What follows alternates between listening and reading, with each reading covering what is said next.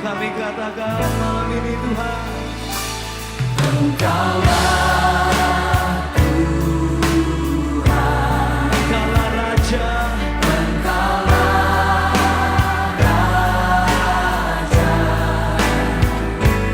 berdaulat atas hidupku, ku berserah penuh.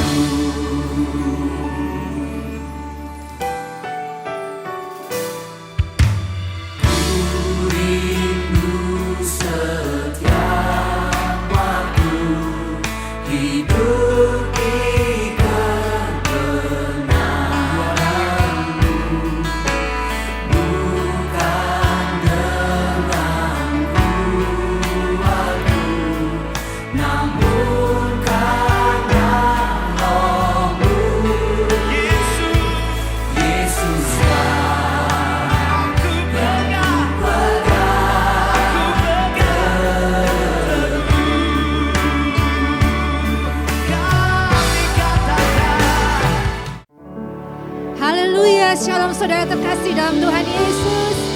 Puji nama Tuhan, beri kemuliaan yang terbaik buat Tuhan. Saudara yang ada di rumah hari ini, saya percaya sukacita Natal ada bersama dengan kita. Saudara, saya percaya siang hari ini Tuhan Yesus hadir bersama dengan kita. Ada bersama dengan keluarga, ada suami, istri, ayah, ibu bersama dengan anak-anak. Saya percaya hari ini benar-benar sukacita Natal ada bersama dengan kita. Tuhan Yesus baik, Tuhan Yesus layak dipuji, Tuhan Yesus layak disembah. Mari angkat kemuliaan, beri kemuliaan buat Tuhan. Oh haleluya, kami bersyukur Tuhan. Bapa, terima kasih Tuhan, Engkau hadir bersama dengan kami hari ini Tuhan. Kami percaya kelahiran-Mu Tuhan sebagai bayi mungil 2000 tahun yang lalu. Tapi saat ini Tuhan, Engkaulah Raja dalam kehidupan kami. Engkau yang layak untuk terima segala puji. Engkau yang layak untuk terima segala sembah. Dan hari ini Tuhan, dengan segala ucapan syukur, kami angkat sembah kami di hadapan Engkau Tuhan. Ora labata kashikia rabaya sandara labaya takara labaya. Haleluya Tuhan. Oh, come, let us adore Him. Oh, come, let us adore Him. Oh, come, let us adore Him, Christ the Lord.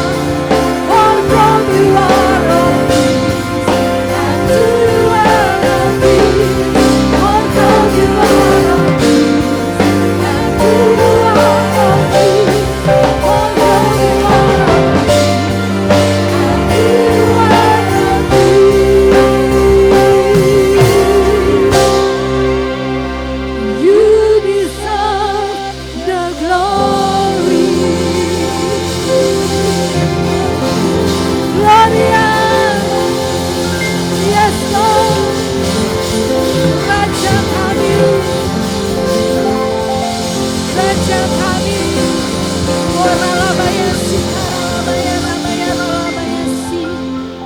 Engkau Raja, Engkau Tuhan, segala kemuliaan, segala hormat bagi Yesus Kristus Tuhan, yang kami rayakan hari ini Tuhan, yang kami syukuri hari ini kedatangan-Mu Tuhan, di dalam hidup kami, di dalam keluarga kami, di dalam semua yang kami lakukan Tuhan. Terima kasih Roh Kudus Tuhan. Kami boleh menyembah Engkau Raja segala Raja. Dan kami katakan Gloria di tempat yang maha tinggi. Beri kemuliaan buat Tuhan Yesus. Katakan amin. Haleluya, haleluya. Saudara bersuka cita, amin. Yang di rumah tetap dalam keadaan berdiri. Mari siapkan hati untuk memuji Tuhan lebih lagi. Tepuk tangan sama-sama dengan kami di sini saudara. Haleluya. Yuk. Kami bersuka cita di hari-Mu yang kudus Tuhan Yesus. Haleluya. Tepuk tangan sama-sama saudara. Yes. Terima kasih Tuhan. Haleluya Tuhan Yesus.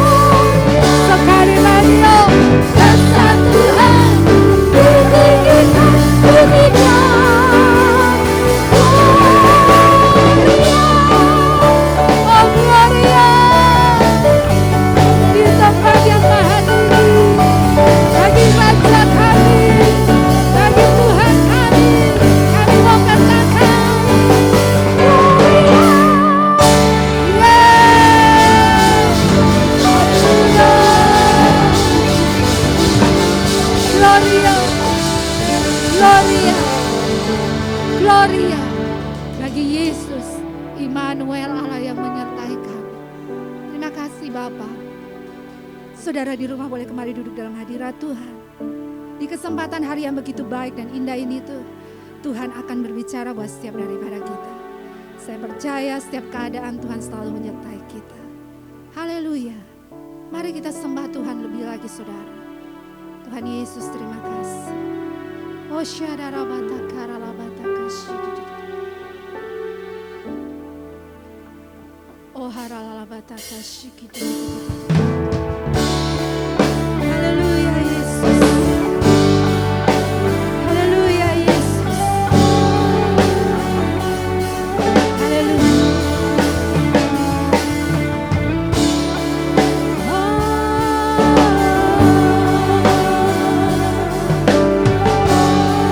Mari katakan sama-sama di depan Tuhan. Bahwa ku datang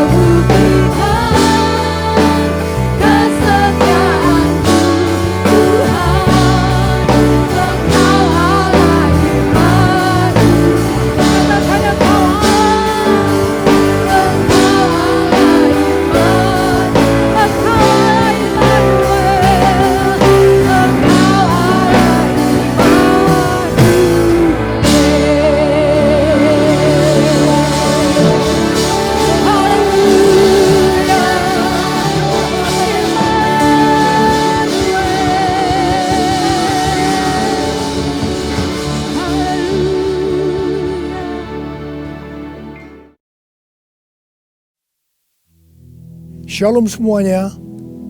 Hari ini tanggal 25 Desember 2020. Kita merayakan Natal bersama-sama. Saya akan mengajak saudara untuk membaca dari Yesaya pasal 9 ayat yang kelima. Mari kita baca. Sebab seorang anak telah lahir untuk kita. Seorang putra telah diberikan untuk kita. Lambang pemerintahan ada di atas bahunya.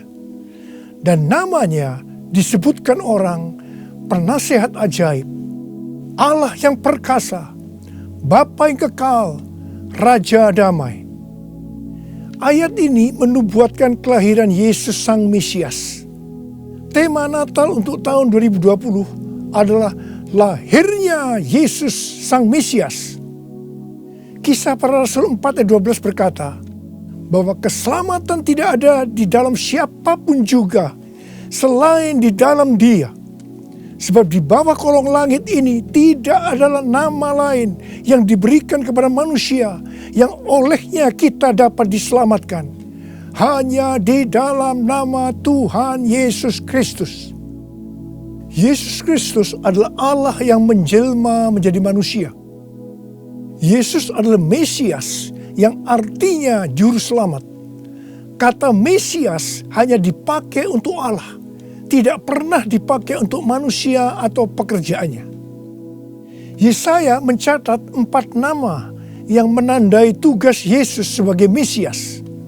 Yang pertama, penasehat yang ajaib. Sebagai penasehat, maka Tuhan Yesus akan menyingkapkan rencana keselamatan yang sempurna dan akan menunjukkan kepada kita jalan untuk mendapatkan hidup yang kekal. Yang kedua, Allah yang perkasa. Di dalam Yesus selaku Mesias, seluruh kepenuhan kealahan akan berdiam secara jasmani. Sebab Yesus adalah Allah yang menjelma menjadi manusia. Yang ketiga, Bapa yang kekal. Yesus datang bukan hanya untuk memperkenalkan Bapa surgawi, tetapi ia juga akan bertindak sebagai Bapa kepada umatnya secara kekal. Ia penuh belas kasihan. Ia mengasihi, melindungi, dan menyediakan kebutuhan anak-anaknya. Yang keempat, Raja Damai. Yesus disebut Raja Damai karena hanya Tuhan Yesus yang bisa mendamaikan manusia dengan Allah. Mengapa manusia harus didamaikan dengan Allah? Sebab Alkitab katakan, semua orang telah berbuat dosa dan telah kehilangan kemuliaan Allah. Dosa membuat kita menjadi setru Allah. Upah dosa adalah maut, mati kekal selama-lamanya, tempatnya di neraka. Bagaimana Tuhan Yesus mendamaikan manusia dengan Allah? Alkitab berkata dalam 2 Korintus 5 ayat 21, Dia yang tidak mengenal dosa telah dibuatnya menjadi dosa oleh karena kita, supaya dalam Dia kita dibenarkan oleh Allah. Tuhan Yesus yang tidak mengenal dosa dijadikan dosa oleh karena kita.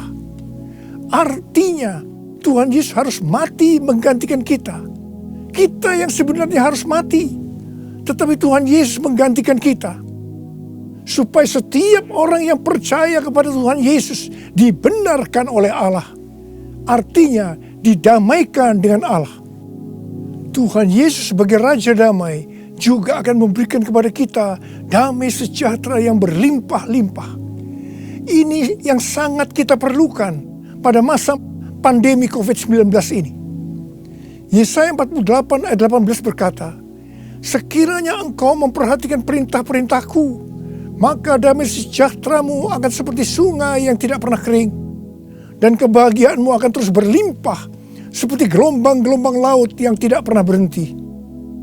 Jadi, kunci untuk mendapatkan damai sejahtera yang berlimpah-limpah yang Tuhan Yesus sediakan adalah memperhatikan perintah Tuhan.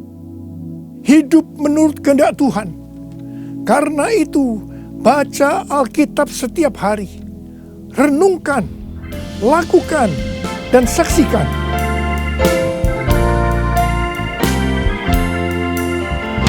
Yesus telah lahir ke dalam dunia ini.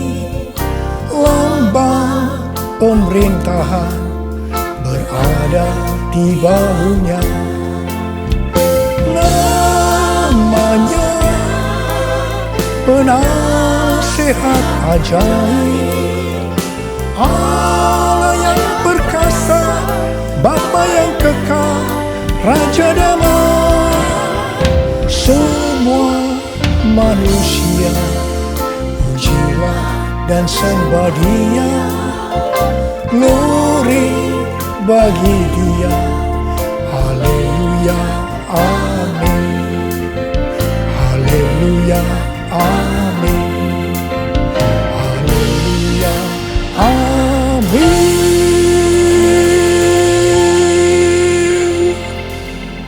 Pada waktu Tuhan Yesus lahir ke dalam dunia ini, ada beberapa peristiwa yang terjadi yang mengajarkan kepada kita bagaimana seharusnya kita menyambut kedatangan Tuhan.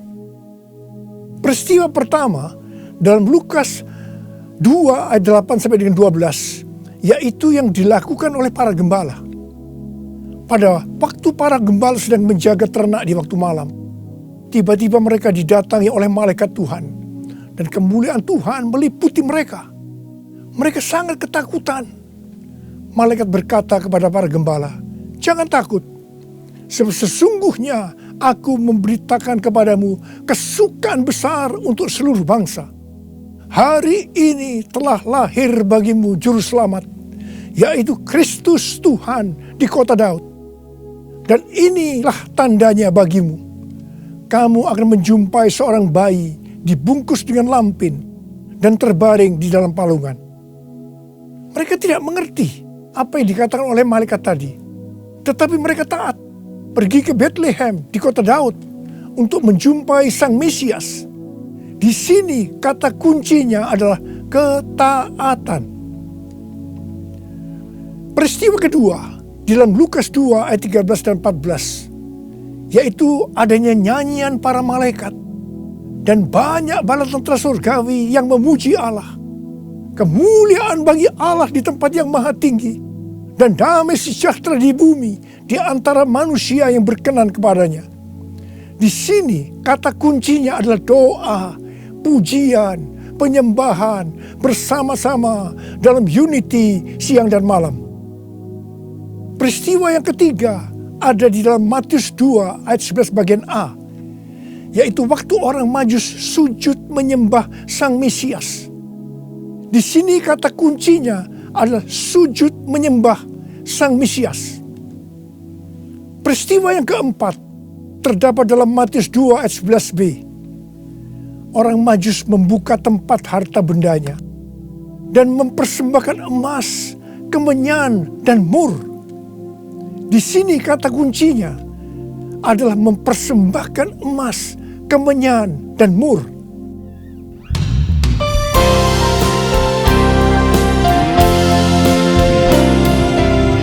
Kemuliaan bagi Allah di tempat yang maha tinggi, damai sejahtera di bumi di antara semua umat manusia yang berkenan padanya,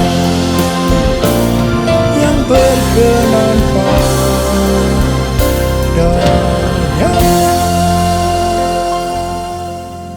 Karena Natal berbicara tentang kedatangan Tuhan Yesus yang pertama ke dalam dunia ini, maka hari-hari ini kita sedang menunggu kedatangan Tuhan Yesus yang kedua kalinya.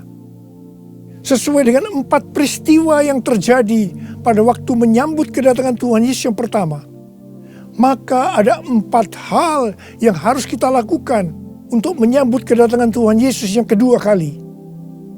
Yang pertama adalah ketaatan. Yang kedua, doa, pujian, penyembahan bersama-sama dalam unity siang dan malam. Yang ketiga, sujud menyembah Tuhan Yesus. Dan yang keempat, mempersembahkan emas, kemenyan, dan mur. Mari Sekarang kita akan melihat penjelasannya satu persatu. Yang pertama tentang ketaatan.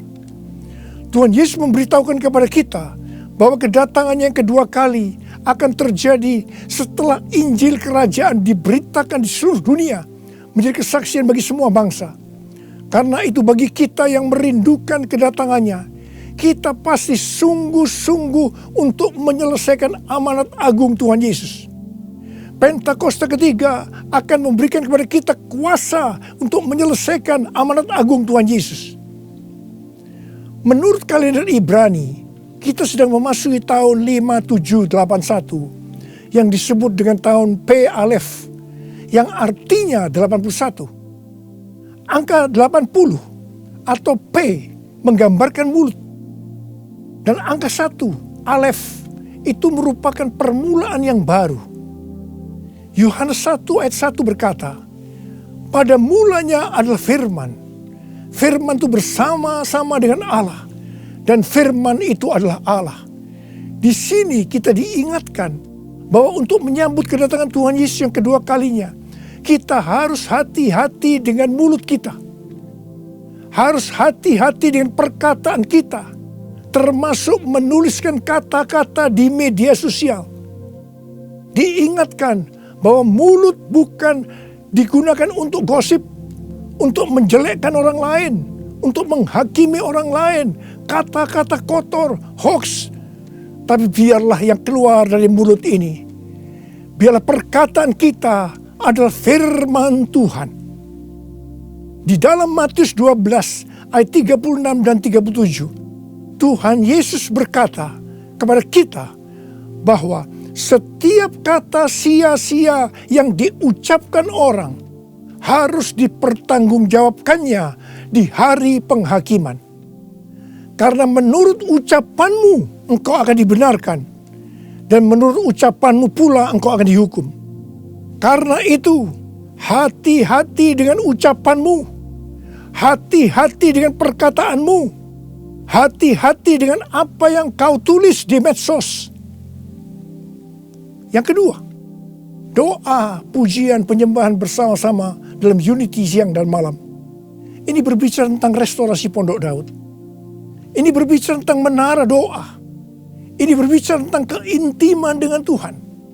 Orang yang hidupnya intim dengan Tuhan pasti merindukan kedatangan Tuhan. Sesuai dengan 2 Timotius 4 ayat 8. Maka orang yang merindukan kedatangannya akan mendapatkan mahkota kebenaran. Ada berapa banyak yang merindukan mahkota kebenaran? Angkat tangan saudara. Yang ketiga, sujud menyembah Tuhan Yesus. Sujud menyembah Tuhan Yesus artinya dengan segenap hidup kita melakukan segala kehendak Tuhan. Jadi segala sesuatu yang kita lakukan, kalau itu menyenangkan hatinya Tuhan, itu artinya kita sujud menyembah Tuhan. Kisah Para Rasul 13:22 berkata bahwa tentang Daud Allah telah menyatakan, aku telah mendapatkan Daud bin Isai, seorang yang berkenan di hatiku dan yang melakukan segala kehendakku. Daud adalah seorang yang berkenan di hati Tuhan karena Daud melakukan segala kehendak Tuhan pada zamannya. Itu artinya Daud sujud menyembah Tuhan. Saya selalu merindukan Tuhan berkata kepada saya, aku telah menemukan Niko bin Noto Raharjo, orang yang berkenan di hatiku dan melakukan kehendakku. Apakah saudara merindukan hal yang sama seperti apa yang saya rindukan? Yesus, kau ku sembah, Yesus, kau ku sembah. Saat yang indah ini kau ku sembah, pujian ku naikkan dan kasih ku berikan. Yesus, Tuhan mulia, Engkau aku sembah. Yesus, Tuhan mulia, Engkau aku sembah. Yesus, Tuhan mulia, Engkau aku sembah. Uriala basyana la bala bala. Uriala bala bala bala. Uri di da da bala. Uriala bala bala bala bala bala. Uri di da la la la la la bala bala bala bala. Uri di bishikara la bala bala. Ora la la bala bala bala bala. Uriala la bala bala bala. Uri di bala bala bala bala. Yang keempat, mempersembahkan emas, kemenyan, dan mur. Sesuai dengan apa yang dituliskan dalam Alkitab, maka kita akan berbicara dalam arti secara rohani. Emas berbicara tentang kekudusan atau kemurnian.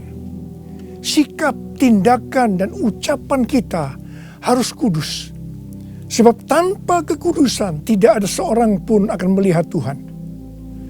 Di dalam 2 Petrus 3 ayat 10 sampai 14 tertulis, tetapi hari Tuhan akan tiba seperti pencuri. Pada hari itu langit akan lenyap dengan gemuruh yang dahsyat, dan unsur-unsur dunia akan hangus dalam nyala api, dan bumi dan segala yang ada di atasnya akan hilang lenyap.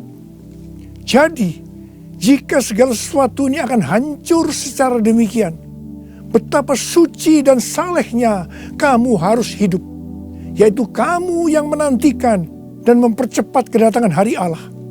Pada hari itu langit akan binasa dalam api, dan unsur-unsur dunia akan hancur karena nyalanya. Tetapi sesuai dengan janjinya, kita menantikan langit yang baru dan bumi yang baru, di mana terdapat kebenaran.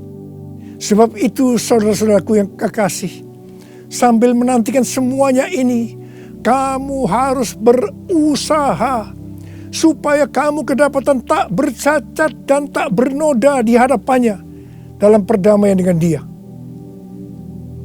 Emas biasanya dikaitkan dengan kekayaan, kesuksesan, dan kekuasaan.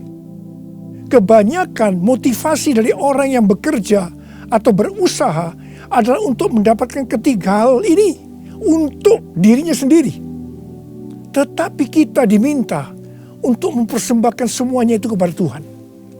Sehingga kita tidak akan cinta uang, kita tidak akan sombong, dan tetap mengasihi sesama manusia seperti mengasihi diri sendiri. Emas juga berbicara tentang sesuatu yang mahal harganya. Saya tidak tahu apa yang mahal harganya bagi saudara. Mungkin itu uang, mungkin waktu yang kita punya, mungkin itu harga diri. Tuhan mau semuanya dipersembahkan kepada Dia. Abraham diminta untuk mempersembahkan Ishak, anaknya yang tunggal, yang sangat berharga dan dikasihinya, yang didapatkan pada masa tuanya. Abraham lulus ujian ketika ia dengan rela mempersembahkan Ishak, hartanya yang paling mahal, dan Tuhan memberkati Abraham beserta keturunannya berlimpah-limpah-limpah. Sekarang kita akan berbicara tentang kemenyan. Yang pertama, kemenyan berbicara tentang korban. Sesuai dengan Roma 12 ayat 1, kita diminta untuk mempersembahkan tubuh kita sebagai korban yang hidup, kudus, dan berkenan kepada Tuhan. Itu adalah ibadah kita yang sejati. Kita harus hidup bagi Tuhan, menyembah Dia, menaati Dia, bersama Dia menentang dosa, membela kebenaran, menolak dan membenci kejahatan, melakukan pekerjaan yang baik untuk orang lain, seperti yang dilakukan oleh Tuhan Yesus, mengikut Dia, melayani Dia, hidup dipenuhi Roh Kudus, dan hidup sesuai pimpinan Roh Kudus. Hidup kudus dan berkenan kepada Tuhan, itu artinya kita harus memisahkan diri dari dunia dan makin intim dengan Dia. Jadi, untuk hidup kudus dan berkenan kepada Tuhan, kita harus berkorban. Korban itu sesuatu yang menyakitkan bagi kedagingan kita. Tidak benar kalau menjadi orang Kristen yang santai, bisa berbuat apa saja dan tetap masuk surga. Yang kedua, kemenyan berbicara tentang persembahan yang menyenangkan hatinya Tuhan. Yang ketiga, kemenyan berbicara tentang doa. Doa yang dilakukan setiap waktu dalam roh dengan tidak putus-putusnya untuk orang kudus. Ini merupakan senjata Allah untuk melawan tipu muslihat iblis. Hari-hari ini kita sedang memasuki masa peperangan rohani yang dahsyat untuk merebut jiwa-jiwa dari tangan si iblis. Sekarang kita akan berbicara tentang mur. Mur berasal dari bahasa Ibrani mor dan bahasa Yunani smurna yang artinya pahit. Ibrani 12 ayat 15 berkata, jagalah supaya jangan ada seorang pun menjauhkan diri dari kasih karunia Allah, agar jangan tumbuh akar yang pahit, yang menimbulkan kerusuhan dan yang mencemarkan banyak orang. Jangan sampai mempunyai akar pahit. Ingat Amsal 4 ayat 23 yang berkata, jagalah hatimu dengan segala kewaspadaan, karena dari situlah terpancar kehidupan.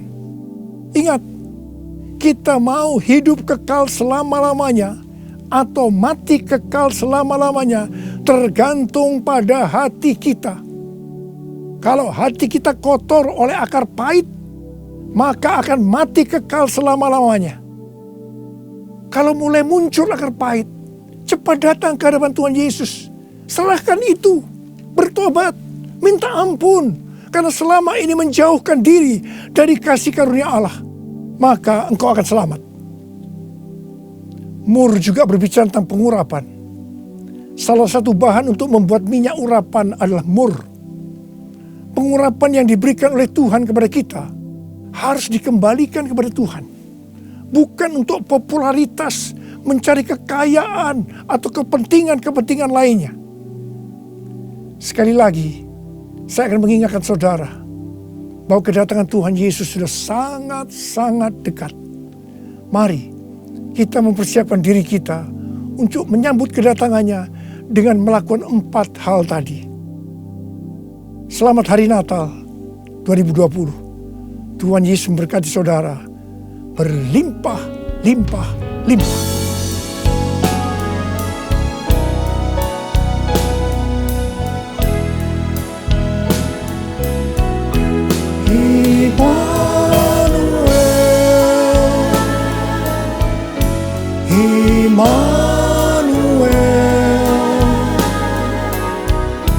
Namanya disebut Immanuel, Allah serta dalam kita. Namanya disebut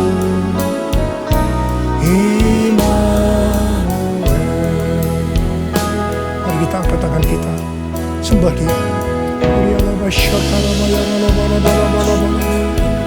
Oh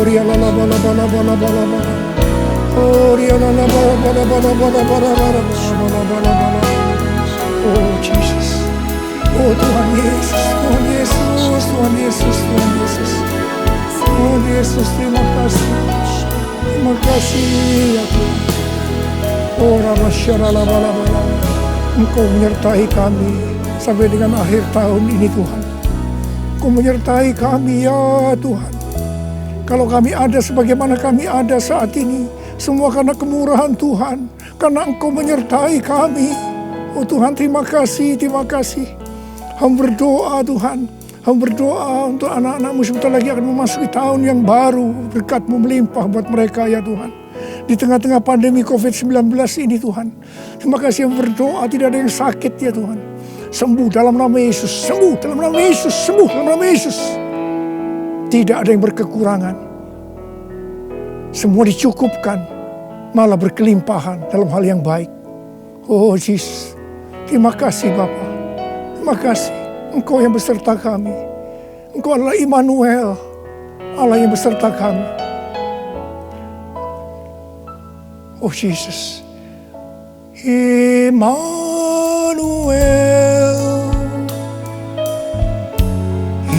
Immanuel,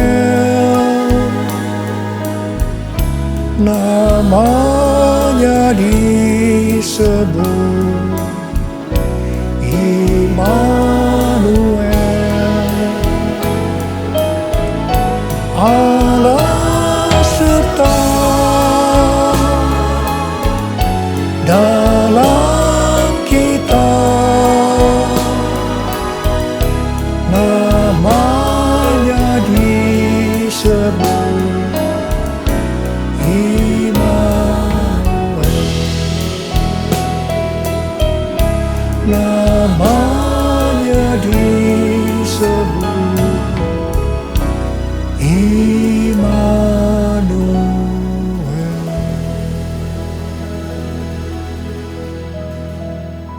Terimalah berkat Tuhan. Kasih karunia berlimpah-limpah daripada Allah Bapa dalam anak yang tunggal Yesus Kristus.